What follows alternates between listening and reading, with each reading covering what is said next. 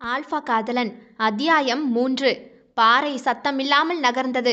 உள்ளே படுக்கையில் தூங்கிக் கொண்டிருந்த மொழி கண்களை திறந்தாள். மாயாஜால அறை உள்ளே சிறை வைத்த மன்னவன் மாயவன் போல வந்து போனான். கத்தி பார்த்தாள், திமிரி பார்த்தாள். விடுதலைக்கு வழி இல்லை என புரிந்து போய் அப்படியே கிடக்க பழகி கொண்டாள். 2 வாரம் ஆகிறது. அவள் கை கால்களில் விலங்குகள் இல்லாமல் சுற்ற சுதந்திரம் கொடுத்திருக்கிறான். அவ்வளவுதான் மாற்றம். இவன் பேசுவானா என்பதே இப்போதுதான் தெரிகிறது. தங்கம் தங்கம் என்று டார்ச்சர் செய்கிறான். எங்கே கோபத்தில் இவளே இவனை கொன்று கொலைகாரி ஆகிவிடுவாள் போலிருக்கிறது. ஆனால் ஒன்று மட்டும் அவளுக்கு விளங்கியது. இவன் சாதாரண மனிதன் அல்ல. ஒன்று பிறவியிலேயே இவன் சைக்கோவாக இருக்க வேண்டும், இல்லை சைக்கோவாக மாற்றப்பட்டு இருக்க வேண்டும். ஏதோ ஒரு கட்டத்தில் இவள் அவனுக்கு தேவதையாக மாறிவிட்டாள். தேவதை கையை காலை கட்டி தூக்கி கொண்டு வந்து அடைத்து வைத்து விட்டான். இவனிடமிருந்து தப்பிப்பதற்கு என்ன வழி என்று யோசித்தே மூளை மழுங்கி போனதுதான் மிச்சம். இவ்வளவு திட்டமிட்டு ஒரு கடத்தலை செய்கிறான் என்றால் அவன் சாதாரணப்பட்டவன் இல்லை. ஆளை வைத்து ஒருவன் திறமையை எடை போடாதே என்பது எவ்வளவு உண்மை. அப்பாவி போல இருக்கும் ஒருவன் சூரிய மின்சாரம் வைத்து இந்த குட்டி சுரங்கத்தையே கையாளுகிறான். அத்தனை பேர் கண்ணிலுமே விரலை விட்டு ஆட்டுகிறான். பரிதாபமாக முழிப்பவன். கோபம் வந்தால் கண்களை உருட்டி அவளை பார்க்கும் பார்வையில் ஐயோ, தொண்டைக்கும் வயிற்றுக்கும் இடையில் உருவமில்லாத பல உருண்டைகள் அளவா உருளுகிறது. பாவம் என்று நினைத்தவன் பாவமல்ல, பாவி என்று புரிந்தது. தங்கம் தங்கம் தூங்கிட்டியா? இன்னைக்கு கொஞ்சம் லேட் ஆகி போச்சு. ஒரு சின்ன வேலை, அதை முடிச்சிட்டு வர்றதுக்கு இவ்வளவு நேரம் ஆகி போச்சு. எனக்காக காத்திருந்தியா நீ? என்னவோ கணவனுக்கு காத்திருக்கும் மனைவியை போலவே அவனுக்கு நினைப்பு. அவளோ இவன் எப்படா போய் தொலைவான், இவன் முகத்தை பார்த்தாலே எரிச்சலாத்தான் வருது என்பது போல இருந்தாள். ஐயோ பாவமே என்று இவனோடு பேசி பழகியதற்கு இது தனக்கு தேவைதான் என்று தலைப்பாடாக அடித்துக்கொண்டு அவளே வேதனையில் மருகி போய் கிடக்கிறாள். இவன் வேறு தங்கம் தகரம் என்று அவளை எரிச்சலின் உச்சிக்கே கொண்டு போய் கொண்டிருக்கிறான். உன்கிட்ட ஏற்கனவே பல தடவைக்கு சொல்லிட்டேன், தங்கம் தகரம்னு பக்கத்துல வராதன்னு. வந்த வேலையை பார்த்துட்டு போய்கிட்டே இரு. நான் இப்படியே இங்கே கிடந்து செத்து போறேன். ஆனா என்ன தங்கம்னு சொல்லி டார்ச்சர் மட்டும் பண்ணாத என்றவளோ அப்படியே போர்வையை இழுத்து முகம் வரை மூடிக்கொண்டாள். அவள் போர்வையை பிடித்திழுத்து மொழி முகத்தை கன்னத்தில் கை வைத்து பார்த்தவன் அப்படியே, நீ இப்படித்தான் சொல்லுவ தங்கம், ஆனா பாரேன், கொஞ்ச நாள்ல நீயே என்ன லவ் பண்ணிருவ. நினப்பு தான் இவனுக்கு என்று மறுபடியும் போர்வையை மூடிக்கொள்ள அவள் என்ன செய்தாலும் அவனுக்கு பிடித்தது. குணா கூட இப்படித்தான் தங்கம். முதல்ல அவனை அவளுக்கு பிடிக்கவே செய்யாது. ஆனா அதுக்கு பிறகு குணா குணான்னு அவனை அவ்வளவு காதலிப்பா தெரியுமா? யார் அந்த குணா என்று மொழி போர்வையை விலக்கிவிட்டு கேட்க, தெரியாதா? கண்மணி அன்போடு காதலன் நான் எழுதும் கடிதமே. அந்த படம் பார்த்ததில்லையா நீ? நான் 1000 தடவை அந்த படத்தை பார்த்துருக்கேன்.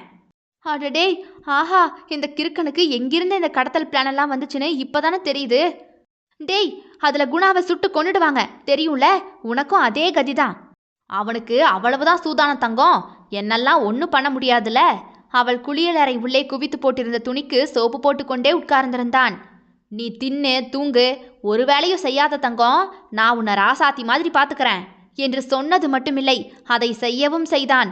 இவள் சும்மா இருந்தா போதும், 3 வேளை சோறு அவள் கேட்டதெல்லாம் கையில் வந்துவிடும். ஏன் அந்த குணாவாலேயே ஒன்றும் பண்ண முடியல, உன்னால என்ன பண்ண முடியும்?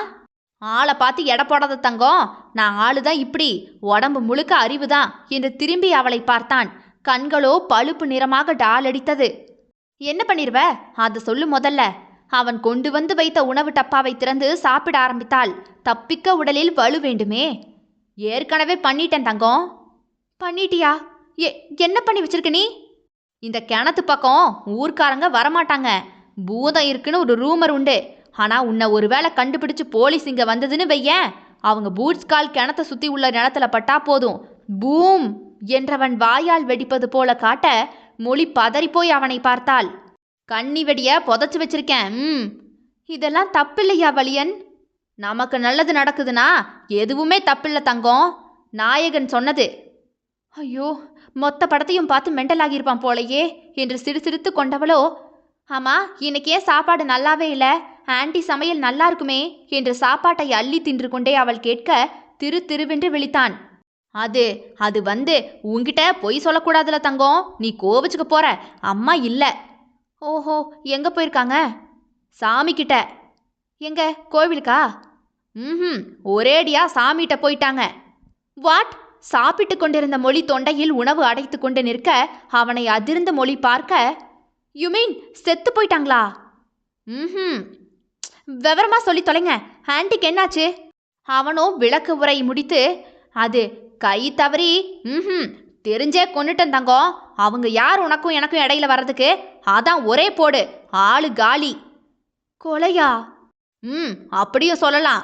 ஃபர்ஸ்ட் கொலை, பட் பக்காவா பண்ணிட்டேன். ஒரே அடியில் ஆளு காலி தெரியுமா?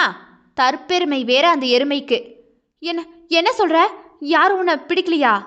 எப்படி முடியும்? செத்த இடத்த ஆசிட் ஊற்றி கழுவிட்டேன்ல. பிணத்தை நைட்டே மூட்டையில் கட்டி கொண்டு வந்து இங்கே தான் ஒரு இடத்துல புதைச்சி வச்சேன். ஹிந்தி படத்தில் பார்த்தேன், அப்படியே செஞ்சாச்சு தங்கம். தங்கம் என்று அவள் தோளை தொட போக, ஆ என்று அலறி அப்படியே பயந்து நடுங்கி மொழி அவனை பார்க்க, பயப்படாத தங்கம், உன்னை ஒன்றும் பண்ண மாட்டேன். அப்ப நீ உண்மையாவே கொலை பண்ணிட்டியா? ம் என்று இரு பக்கமுமே தலையாட்டி அவனை பீதியாகி பார்த்தாள் மொழி. அதான் சொன்னனே தங்கம், உனக்கும் எனக்கும் இடையில எத்தனை பேர் வந்தாலும் கொல்லுவேன்னு சொன்னல. இதுவும் நல்லதுக்கு தான்.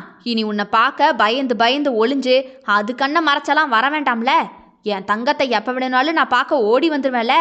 நீ என்ன தங்கம் இப்படி கொசு வாய்க்குள்ள புகுந்த மாதிரியே உட்காந்துருக்க? சாப்பாடு ஆறிட போகுது தங்கம், சாப்பிடு. நானே தான் செஞ்சேன், யூடியூபெல்லாம் பார்த்து செஞ்சேன் தெரியுமா? இனி ஒழுங்கா செய்கிறேன், சாப்பிடு.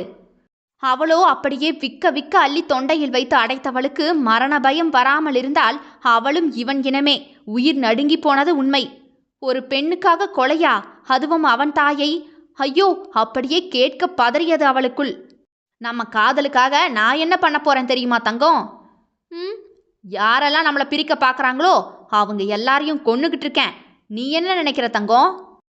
இதெல்லாம் தப்பு வலியன். நான் தந்தி அடிக்க அவள் கூற, என்ன தப்பு என்ன தப்புங்கிறேன்? ஓட்டு போட்ட மக்களுக்கு பாவம் பார்க்காத அரசியல்வாதி, லஞ்சம் வாங்கிக்கிட்டு வேலை செய்கிற அரசு அதிகாரி, ஏகப்பட்ட லாபம் எடுத்துட்டு பிச்சையா தொழிலாளிக்கு போடுற பணக்காரன், தான் தேவைக்காக வாழ்கிற சுயநலவாதி, அதுவும் பணத்தை வாங்கிக்கிட்டு படிப்பை போடுற கல்வி அமைப்புகள், சட்ட ஒழுங்கில்லை தங்களை காப்பாற்றிக்கணும்னு ஓடுனா ரத்தம் குடிக்கிற சட்ட அதிகாரிக, கள்ள உறவுக்காக பிள்ளைய மனைவிய புருஷனை கொள்ற குடும்பம், இதெல்லாம் தப்பா தப்பில்லையா? தப்பு தான். எச்சில் விழுங்கினாள் அவள். அடக்கப்பட்ட கோபங்களின் கூட்டு சதி இவன் அகோர வில்லத்தனம் புரிந்தது. அப்ப இவங்கெல்லாம் தான் தேவைக்காக வாழும்போது நான் என் காதலுக்காக தங்கத்துக்காக வாழ்றது தப்பா? அம்மாடி, இந்த அமைதிக்கு பின்னாடி இருக்கிறதெல்லாம் இவ்வளவு பெரிய ஆப்பா? பார்த்து பார்த்து சொருகிறானே கடவுளே, எப்படியாவது உசுரோட ஊர் போய் சேர்றதுக்கு உதவி செய் என்று வேண்டுவதை தவிர மொழிக்கு வேறு வழி இல்லை. காற்று கண்ணுக்கு தெரிந்தால்தானே சிறை வைக்க. அவன்தான் யார் கண்ணுக்குமே தான் யார் என்பதை காட்டாமல் டிமிக்கி கொடுத்தானே. 10 நாள் ஆகுது, இன்னும் அவ இருக்கிற இடத்த கூட கண்டுபிடிக்க முடியலன்னு சொல்றீங்க. I am shame on you என்றான் சீற்றமாக காக்கி சீருடையில் நின்ற சௌத்ரி. மொழியை திருமணம் செய்ய இருந்த மணமகன் மதுரையில் டிஎஸ்பியாக பணிபுரிகிறான்.